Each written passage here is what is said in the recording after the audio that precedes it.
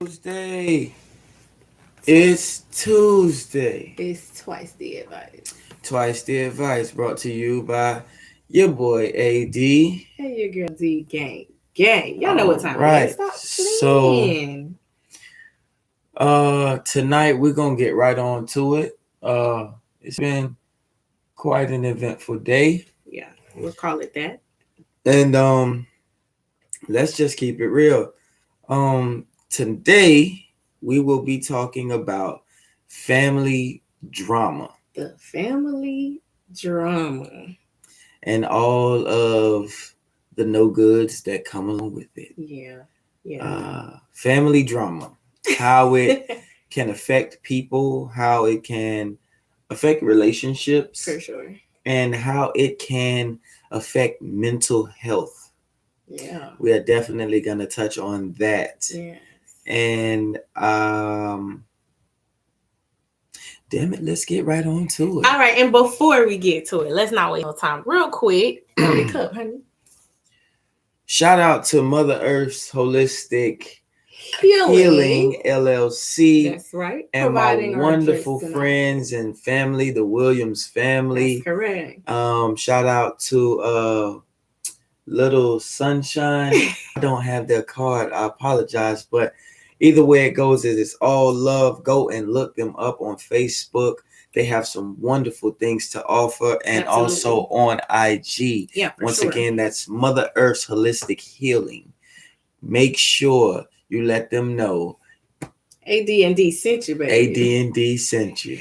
So, if you catch us at some point throughout the course of the show, beginning to flow a little bit. It's probably because we got our little juicy juice, you know what I'm saying?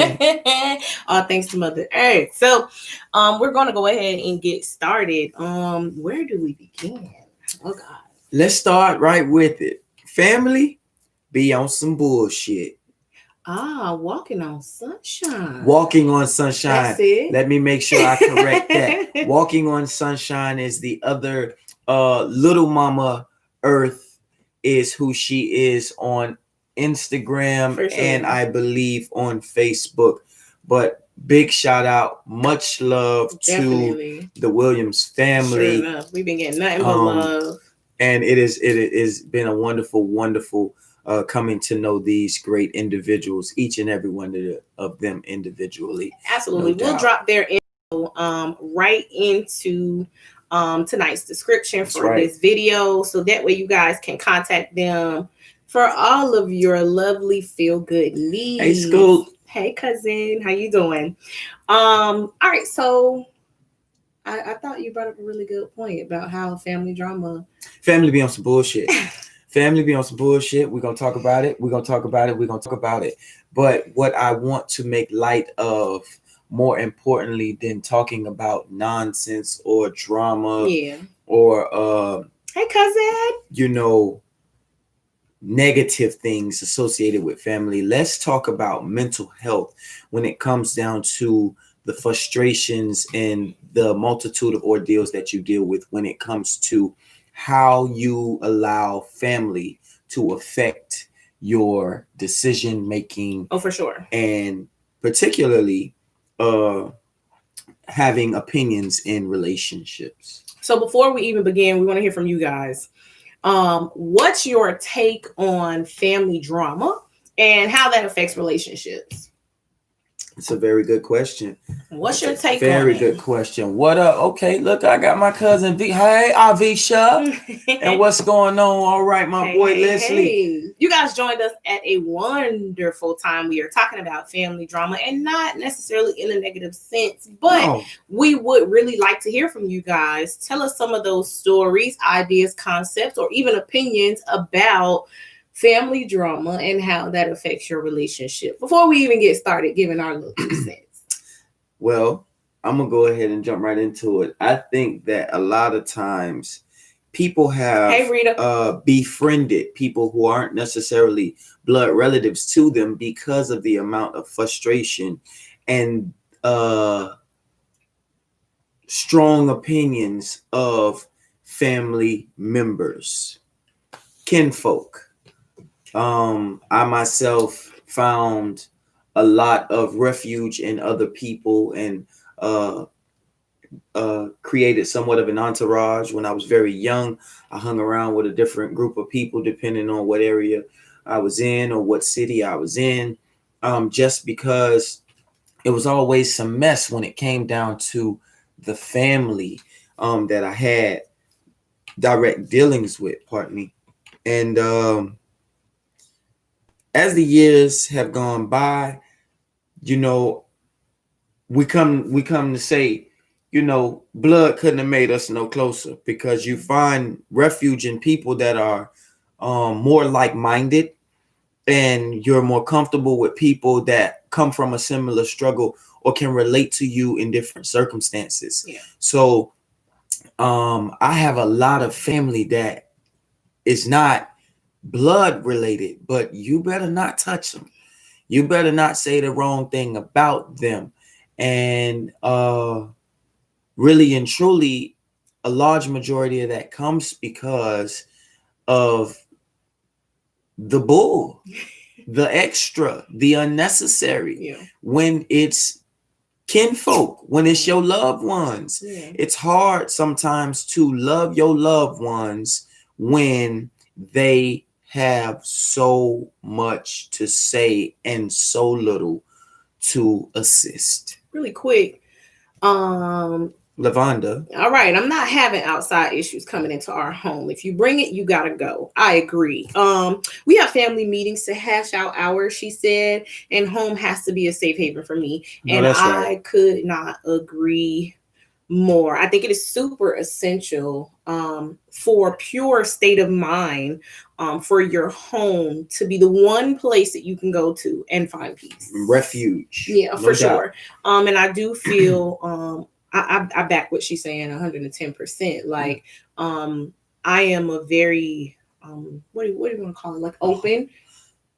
Yeah, Yeah, you can say kind of open, and I think I'm very free-hearted and free-spirited, one and the same. And I just love people for the sake of people, even though I kind of don't like them at the same time, if that makes any sense. But I will seclude myself for my own sanity.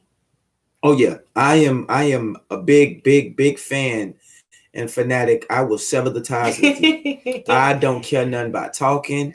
I don't care about hashing it out. We don't have to revisit conversations. Right. Some things are better left not revisited. Yeah, for sure. If you a child, a grown person, old or young, if you did some foul shit, you know you did some foul. I ain't got to tell you what you did. Yeah. You know you was wrong. You probably was dead ass wrong. And that's just me. If I'm hey Barb, I'm gonna respect you until you give me reason not to. Yeah, for sure. And then after that, the hell with you. Yeah. We may not be able to resolve our issue because I usually am not a person that tries to initiate certain things. I spent a long time being the problematic, troublemaking, shit starter. and in my adulthood, I made a very conscious decision that I don't want no stress from the mess. Yeah. So even if it comes down to, it can be my mama. Shout out to my mama and her mama. Gang. I will cut their ass off, and I don't feel no type of way, because sometimes you have to cut a finger to save the hand. Sometimes you got to cut the hand to save the arm. Sometimes you have to know when enough is enough to sever the ties, to say to yourself, hey, Jeff, you know what? Listen, this isn't good for me. Yes. Because no one is going to continue to do something What's up, cuz? that is not any good for them.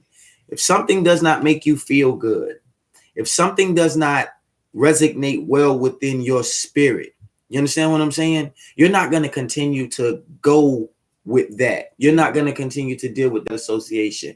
And we can definitely have some situations and feelings like that occur when it comes down to family drama. So watch this, you guys. You may remember this. I'm thinking maybe late 90s, early 2000s.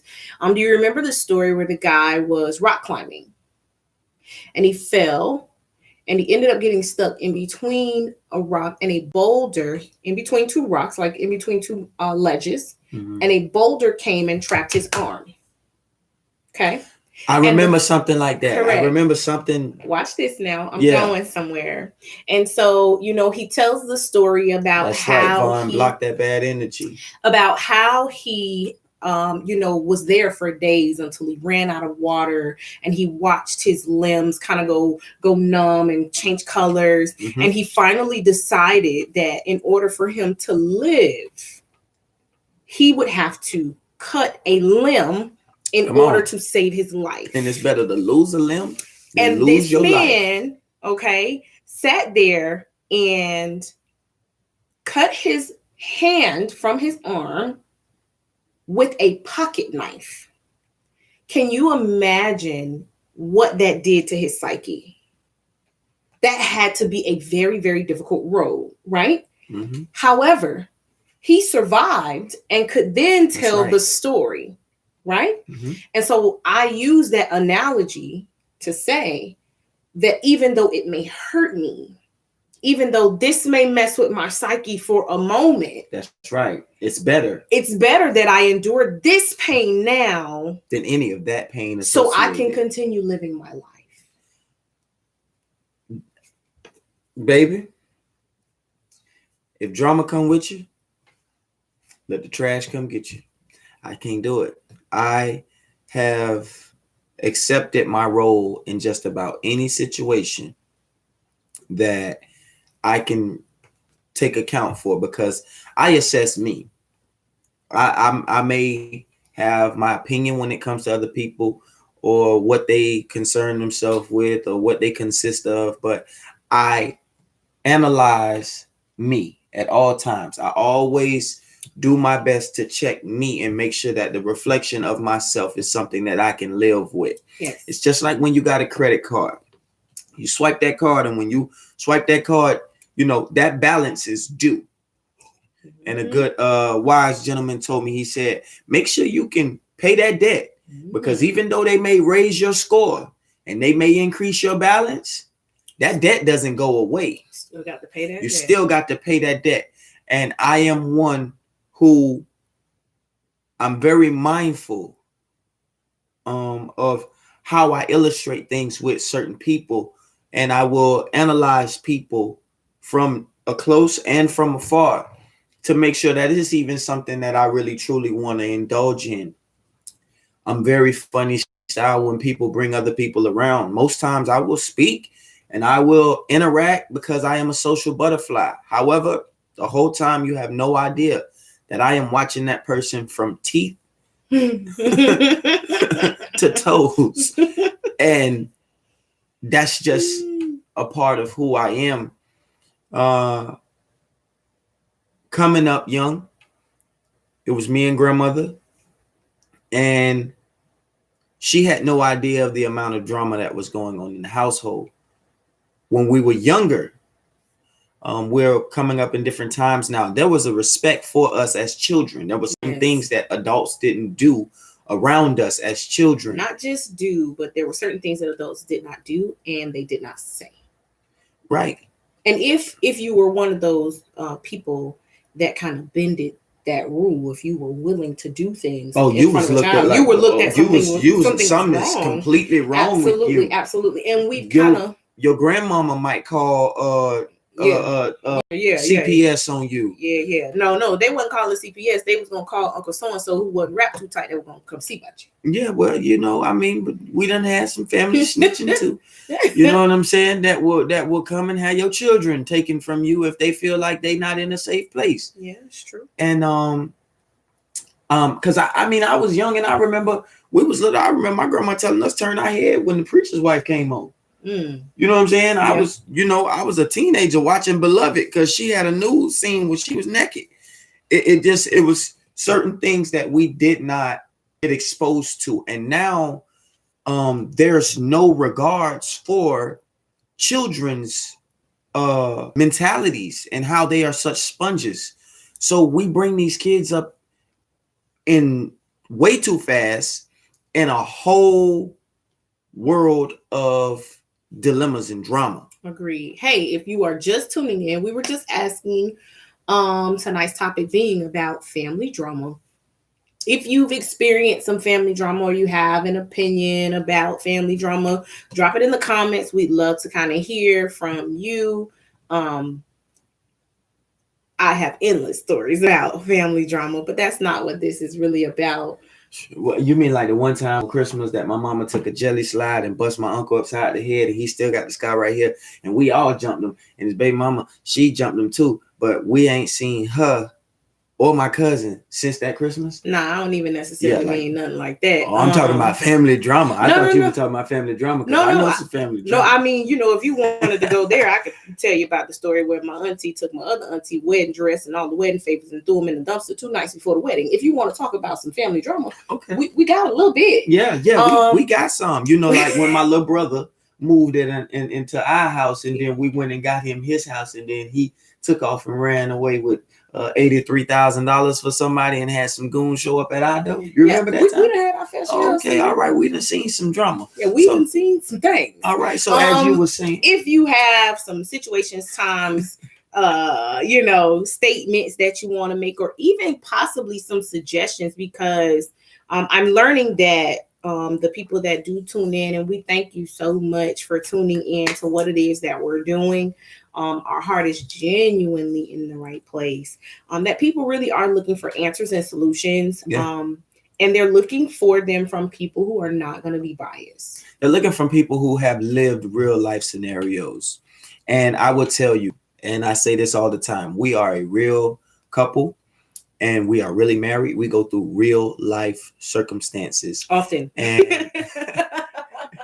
And we really love one another. We really love one another. We love on people. Shout out my girl Holly, because things have made a complete 360 for her. And again, congratulations, my girl. You doing your thing. That's right. Hey, listen, stay focused. So in addition to talking about family drama, and I love the fact that you mentioned how family drama has an effect on your mental health. Oh, yeah. I learned a very long time ago that the people that hurt you the most are the people that you care about the most. The people that you have the highest expectations of, yes. And it's funny because someone that you do not know could do the same thing, but it doesn't affect you in the same way. Come on. Okay. Let's talk about it. And so I've learned that you have to truly accept and separate people, no matter their relationship to you or your feelings about them. I'll give an example of that. My relationship with my father was amazing as a child. I was a daddy's girl through and through. It wasn't nothing you could tell me that my daddy did wrong. Even if I knew it, you might as well stiff it because I didn't want to hear anything about it. I was 8 years old, maybe, when my dad got deported. Mm-hmm. My dad had gotten into some trouble and he had gotten deported. Rita, we're going to deal with that in 1 second. Right. My dad got deported and I was 10 years old when he was put on a plane to go back to the Bahamas to never return. And that killed me because I knew that things would never be the same, right? When I was about 13 or 14, my mom decided to send me there for spring break. It was intended to be for the summer, but it started as spring break because 7 days was enough. My first 7 days, I saw my father for maybe half of 1 day of the 7 days that I was there. Mm. And that for me, defeated the point of me going. I love my aunts, but I didn't want to be with my aunts. I wanted to be with my dad, Right. And so I said to my mom, she asked me the next year, hey, do you want to go back and see your dad? And I was like, yeah, but if I'm not going to be able to stay with him and be with him, I don't want to go. I'm 15 years old at this point. And, I don't know, she had a conversation with my dad. And when I got there, I was with my dad every day. And while I was there, my dad put me in a very, very compromising position as a young teenage girl. And um, I knew it was wrong. And after I left, I made a very conscious decision that I wouldn't go back again. Not until I could decide, where I would stay, how I would get around, what I would do, and I could control when I would see him, how I would see him. Yeah. Oh, yeah. That was going to be that. I was going to be in control of that. Right. Never at any time did I ever revisit that conversation, that circumstance with my father. I never did. That's right. I never revisited that. And I felt okay with that because as an adult, you know what you've done. Mm-hmm. Yes. And I feel that we were able to get beyond such a horrible place because my father knew what he had done and understood that my efforts to reach out to him was in an effort to build the bridge over what we had gone through. Right. And it was the most, I think, beautiful time of our relationship as father and daughter in life. I had a conversation with my dad at once, and something was going on, and he and I doing what we do, bumping heads, and he took a cup and threw it with water in my face, and then he took the cup and threw the remainder and then hit me in the face with the cup. And in my mind, I'm saying, I'm about to whoop my dad's behind. And what hurt me the most wasn't even the fact that he had done something so disrespectful, so I can understand the compromising position, but I was in front of all of these guys, in front of all of these people that were nobody to either one of us. They were nobodies to either one of us. And in fact, I knocked Ratchet out a couple months right after that. And it just really hurt my feelings because respect by association is a real thing. It's a very real thing. And oftentimes you can get caught up in that dealing with family. Not even realizing it. Yeah, you have. Now is a great time to talk on Sharita's question. Sharita said, why family members always have opinions about your relationship and always want to pick the guy they feel is best for you. And how did you all deal with that? So first, did you deal with that? I still deal with that. Did I deal with that? She still deal with that. Okay. They have no idea. To start with, her mom told her that I was the most unsophisticated thing she had ever found and brought home. Yeah, that was crazy. Blew my mind, y'all. The most unsophisticated thing I had ever brought home. Messed me up. I was like, whoa. But do you want to know my response? You have no idea who she is. My response to her is you have no idea who she is. So, to say the least, yeah. Sharita, we have dealt with our families individually wanting to pick the partner that they feel is best for us. And I will say this, if they could have had their way, there is no telling where either one of us would be. Right. There's no telling where either one of us would be. It is no one's place to interfere with affairs of the heart. I always say outside interferences mess up the radio. Imagine what they would do to a relationship. I don't give anybody any room to say anything about my wife. If you have an opinion about my wife, you better take it up with Jesus. Please don't let me hear about it. I am super protective of her. This woman was there for me when my mother wasn't. And she has been one of very few people in my lifetime to not give up on me, to truly see me for who I am, and to take me with all that comes with it.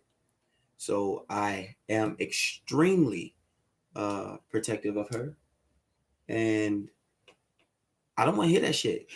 If you're gonna tell the story, tell the whole story from beginning to end, and don't leave anything out because it's important. Those little itty bitty things. It's just like when you're dealing with something with the with the courts. If you don't have everything, that little one thing that you may be missing could be the one thing that cost you so much. And so for me, it's a little different because my approach is I don't care if they know the story. I don't care if they know the story. I care about how I feel. I care about what makes me happy. I don't care if people understand, if they like it, if they want it for me, if they support me in that, if I support me, if I believe in me, if I feel that this is what I need to be doing, then that's all the support that I need. I'm still a work in progress. Yeah, I don't feel like I have to have that backing. Now, where you may have an issue is if my children have an issue with that.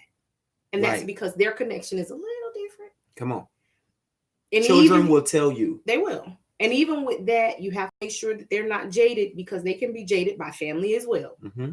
So you have to, really kind of focus in on where you are. And I have said to my husband several times over again, and I'll continue to say that I don't need anyone's approval to continue to love him. Yeah. That is something that she has continuously said throughout the years. As you guys know, it's been 9 wonderful years. We done caught hell, most of them.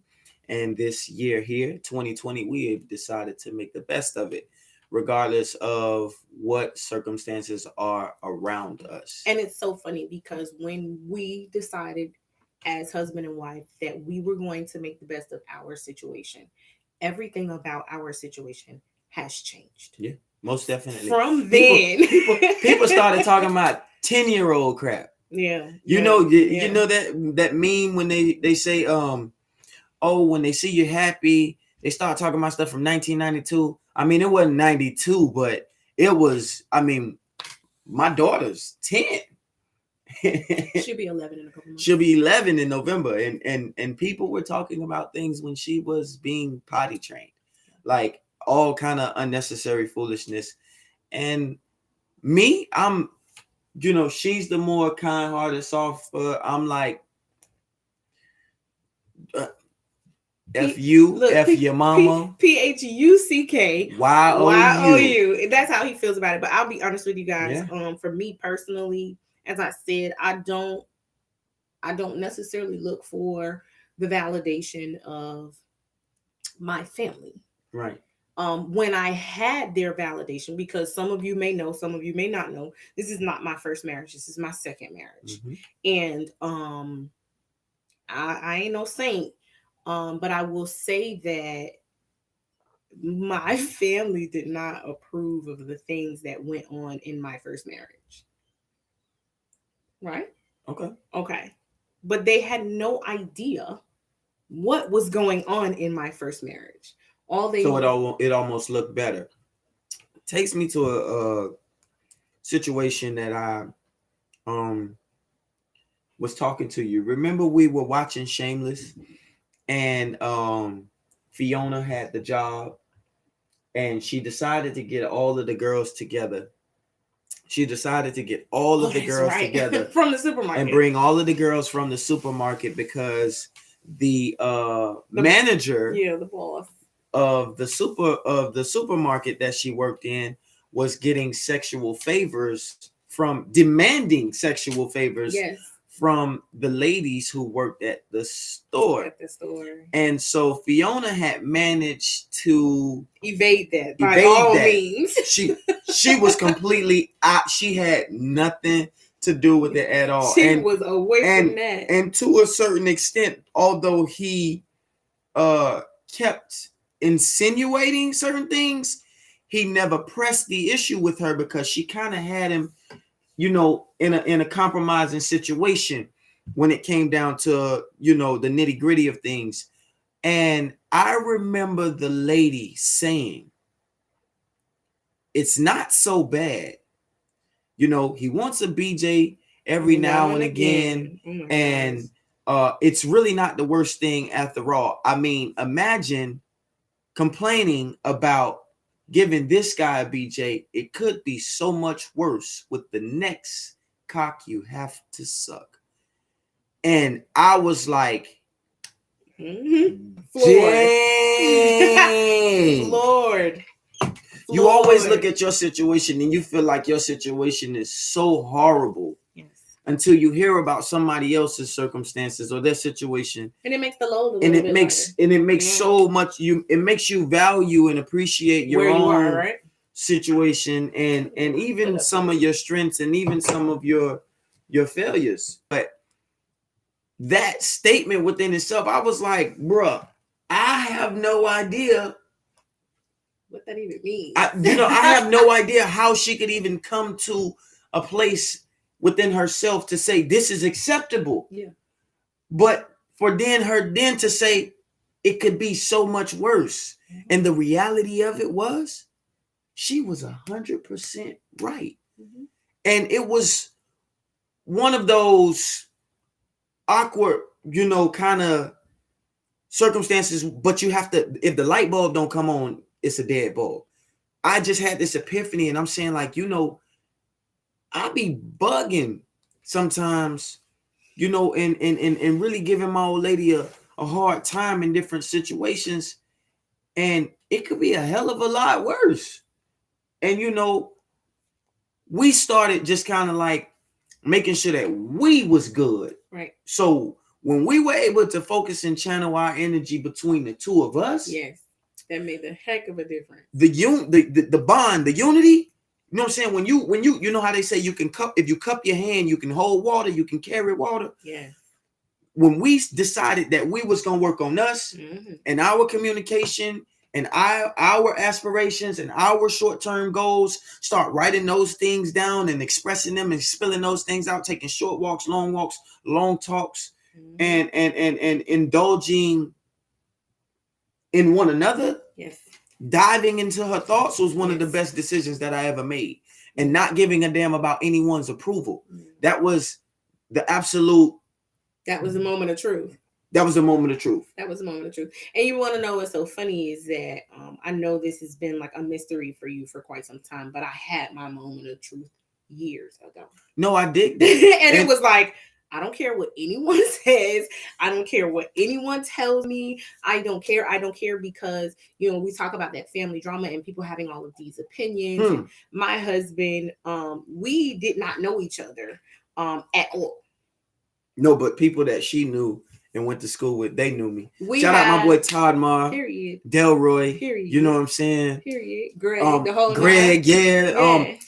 Listen, and my best friend, Tasha. Hey, Tasha and nephew.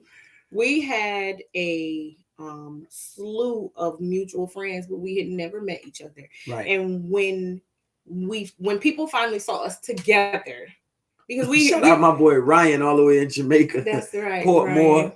Ryan gave him a hard time when he saw him with me. He wanted her to leave his house. He was like, "Why did you bring her here?" Yeah. But in either case, we had a lot of mutual friends, and I don't know what he began to hear, but I started hearing crazy stuff. Yeah, even my aunt. Shout out Aunt Trisha. Period. Yeah, we still doing it. Period. We still here. You know what I mean? We together. Again, I stand on a man is only as strong as the woman that supports him, and I know that may sound very hard to you ladies, but it is the God's honest truth. My husband was, he was a good guy. He had a really great heart, but he was not able to truly exude his greatness until we got together. And he had the right support to not feel like he had to be the street guy, to not feel like he had to live up to, this persona of a rap star or a trap star, because he had my support in his evolution as a person. I wanted to be better than the examples that I had set before me. There was only a handful of guys, you know what I mean? I mean, my Uncle Robert, he definitely tried, you know what I'm saying? He dealt with me so much more than a lot of people that were around. my uncle Daryl was the exception, because he definitely was the definition of the kind of man that I wanted to be. He was just who I wanted to be, because I saw how he cared for his children. He said we all got an Aunt Trish though. Right, and she probably ain't worth shit either, because my Aunt Trisha ain't worth a damn.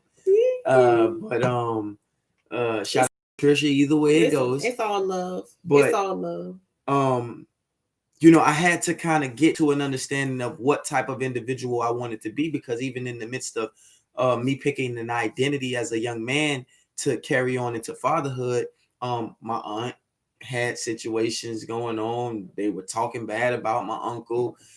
The family drama was evident. Everything was going on. I got a grandmother who's been married to my daddy 40, 50 years. I done seen him pull guns, get physical, have all of these different situations that have come out, and her cry out. But at the end of the day, it wasn't even her fear or even so much of love for him. She made a vow before God that she was going to keep those vows. And that was like, that hit different. You're gonna be crazy. Yeah, it hit different. And now I truly understand that, because even for myself, after being a sexual deviant and having malicious intents as a young adolescent, doing things that were unnecessary, and completely the opposite of integral person, now I am a husband, a God-fearing man, a father figure, to people, and I have a good rapport, because and just an outright stand-up guy. Oh, I'm gonna stand up 10 toes down. Yeah, that's just who I am. Guy. I think that kind of coming back to the mental health piece is that people don't realize what they mean to you, because they're so concerned on what they mean to them. That's a damn good point. People don't realize what they mean to you, because they are so caught up on what they mean to them. And so to say that, you have to recognize when a person that you're dealing with is more concerned about them than they are about anyone else. I remember you used to tell me all the time, you was like, you can't do that. I would talk to someone and I would analyze them, and oftentimes from that conversation I would go and I would categorize them with other people. And I say this to a lot of folks. I've already dealt with 100,000 people like you, with your character flaws and traits and circumstances. You're only gonna get one me. Mm-hmm. You're only gonna get one me. I'm the cream of the crop, top chef, A1 AD. That's me. You're only gonna get one of me. That's right. So when I see people get themselves in a rut with their emotions, or they start acting certain ways and carry on with different certain conversations, even if they are one to carry conversations. Yeah. Mm-hmm. Oh, you that type of cat. Oh, you that type of chick. And that even family, it's not necessary for you to carry on certain burdens or even revisit certain conversations, because that's your people's. Mm-hmm. I love my siblings, my brothers. I have a brother from my mom. We haven't talked in a while. I have a brother from my brother from my father. We haven't talked, and I'm not really trying to talk. I have my sister, and you would think that I've done her the most worst in the world, and I've done so much more for her than I have a lot of people, particularly siblings. And I just don't have it in me. I'm not upset. Initially I was upset about all of that stuff. I was upset with my little brother when I'm saying, man, I done this for you, but it was never about what I've done. It was the expectation. And watch this. In every situation and circumstance that he's referring to, I said to him, babe, they've done this before. Oh, it's all been done before.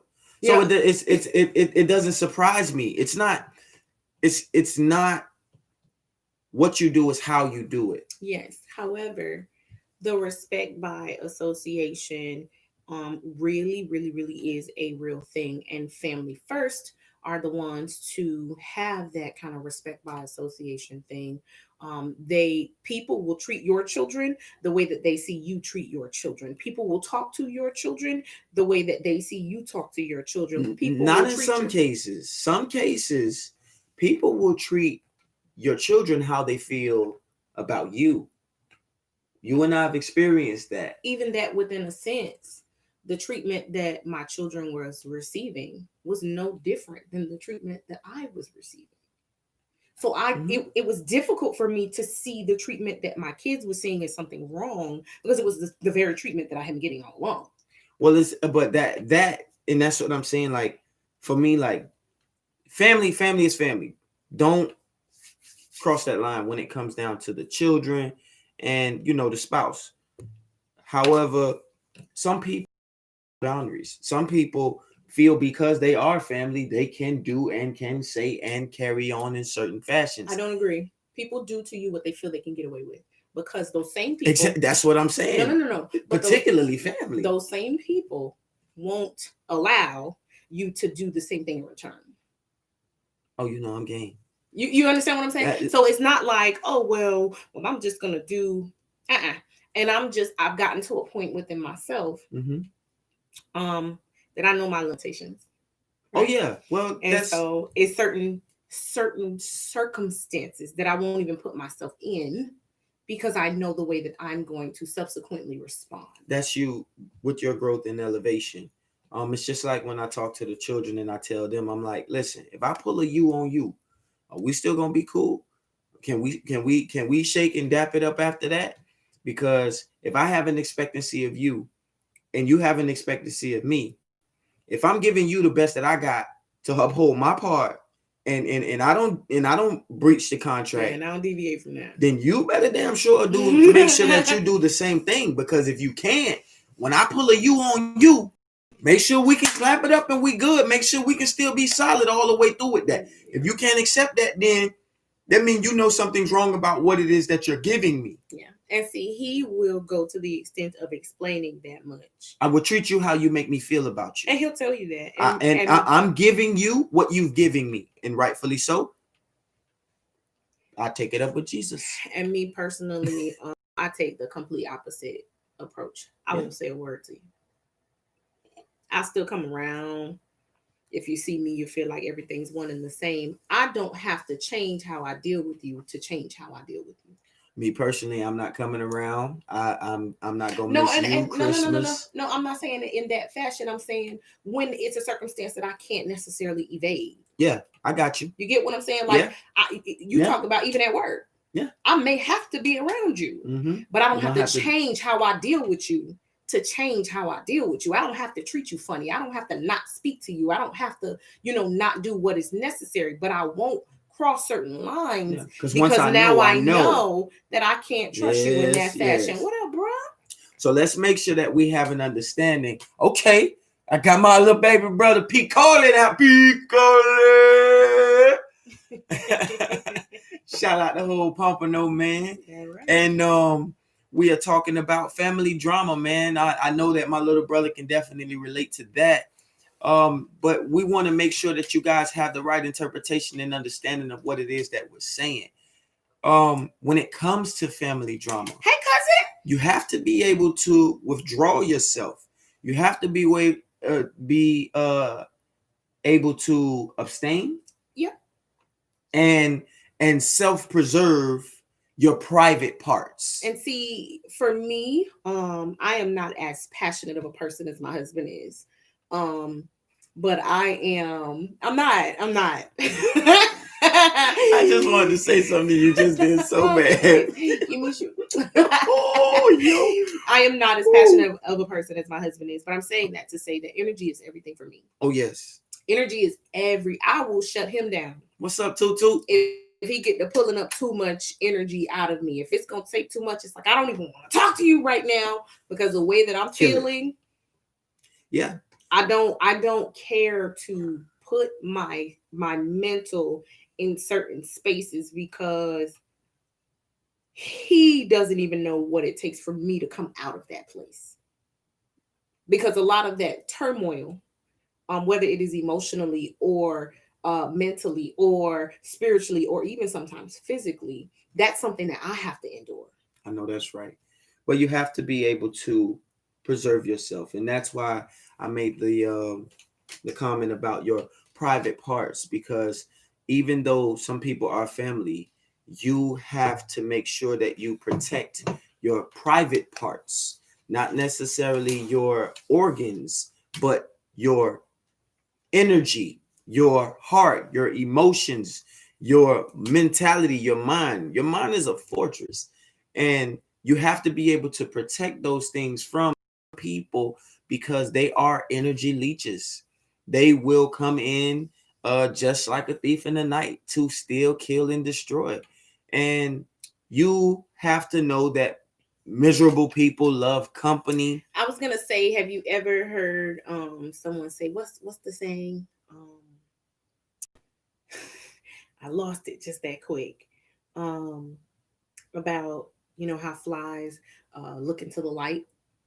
You know how they're drawn to the light, right? The little mosquito thing, right? You know what I'm talking about? No, I know. You know the little machine hang outside of your house and is that the bugs apple? Yeah, but think about it, right? Okay. Okay, so watch where I'm going. Okay, so the bugs come, they see the light, and what happens? They're attracted to the light. They're drawn to the light. Mm-hmm. Now they don't mean the light no good. They ain't gonna do nothing but try to sit there, soak up the energy that it can, and then keep it pushing, right? That's what they do with light bulbs. That's what they do with the sunlight, right? It's the same thing. But the light squashes the bugs. But the light squashes the bugs, right? You're petty. But I'm saying to you that some people are truly attracted to your energy. Indeed. It has nothing to do with you. All right, well, tune in then. Some people are truly attracted to your energy. It has nothing to do with you as a person. And sometimes people attack you because they don't know how to deal with you. Because they don't know how to deal with that same energy that they're also attracted to. Now, I've always been quite the character, and I've been Mr. Personality all my life. Some people know how to deal with me, some people don't, and I'm perfectly okay with that. But I finally adapted to the skin that I'm in. I'm comfortable with who I am. I'm confident in who I am. And I know my worth. I know what I'm capable of enduring. I know what I'm capable of producing. And as a person, I've searched myself long, far, and deep enough to say, no, I'm not going to go there. Now, I am still working on me because I will, because he will go there. M180 and pop off. Okay. All right. But go right on ahead and say what you need to say. You could definitely do that. But I have definitely grown in a lot of different areas.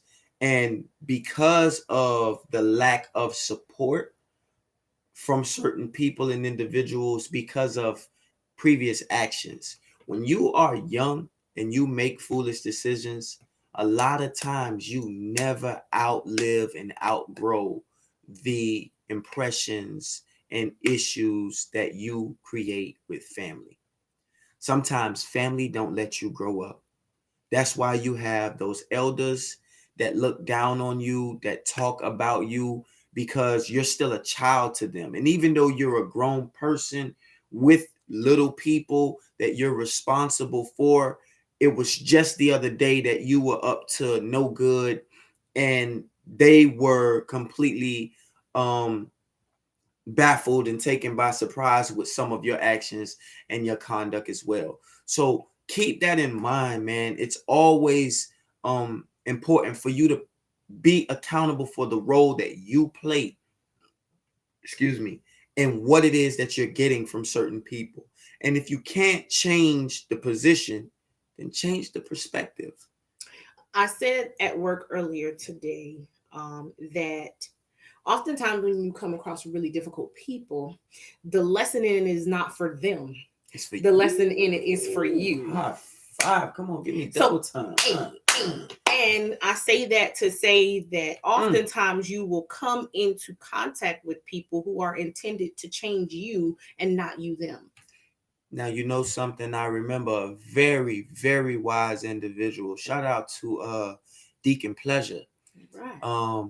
My younger brother That's right. told me a while ago, he said, you know, a lot of times people get so hung up in their feelings and in their emotions, they figure that they can talk to people and try to navigate them on how they should be in order for you to deal with them. But if you change you, then you'll be able to deal with them by working on yourself. And that made so much sense for me. That's how I've now come to the point that I'm at with my significant other, my beautiful wife. That's how I am at the place with my dad and also with myself. And that's first and foremost, because you are who you have to deal with every day. So when you know that things can get in the way and can trip you up, try to identify those things for yourself to preserve yourself. Don't try to identify them.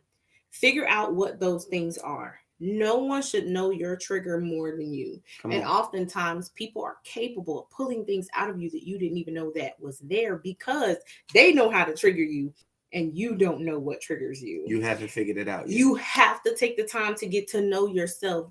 People say this term so loosely. Oh, you got to take the time to learn yourself and love yourself. When I say that it is so important for you to spend some time with you and learn you in ways that no one else can, I don't think that you guys understand how important that is. Yes. I know my triggers. I was 19, 20, and I was diagnosed with anxiety. Mm-hmm. I had my first anxiety attack, which was followed by another and followed by another and followed by another and followed by another. And I just remember in that moment feeling like I was dying, right? Like the room starts to cave in and my head starts spinning and my chest is hurting and I just can't keep myself. Okay? And this all happens at one time. But I couldn't understand why it kept happening. And I finally figured it out. It's two things. One is stress, and the other is chaos. I don't do well in that environment. It makes me feel like I'm being shut in, like I'm feeling like I'm claustrophobic. Mm-hmm. So I understand what triggers me.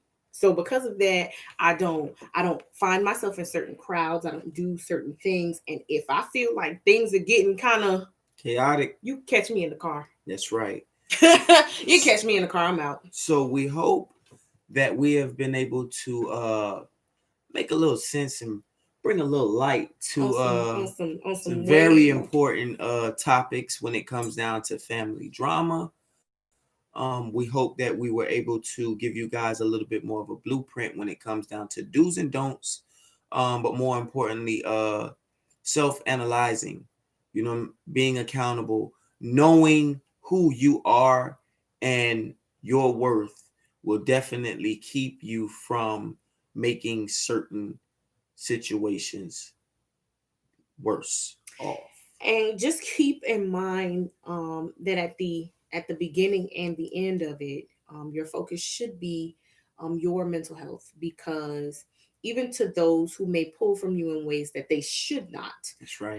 It is important. Your well-being is important. And oftentimes, unfortunately, guys, people don't realize it until it's one of these life-threatening situations, right? Or sometimes even death, that causes people to finally understand that, that person's crying, or their overexertion of passion, or, they're quick to be angered, was the signs of a mental break. That's right. Don't let it be life-threatening to be life-changing. It's very important to always be thank you, Rita, focused on your mental health, your mental state of mind, because your mental health is just as vital, if not more important, than your physical health. And what we want to do at this time is thank you guys once again for tuning in. This is a wonderful topic. Listen, guys, you definitely can reach out to us at any time if you have not yet. subscribe to the YouTube channel, like us on Facebook. And get your shirt. We actually have a group on Facebook that you guys can join if that's what you want to do. Search us up, Twice the Advice. You know what we look like. Look for those beautiful chocolate folks. That's right. You can absolutely add us on Facebook. You can add us on Instagram.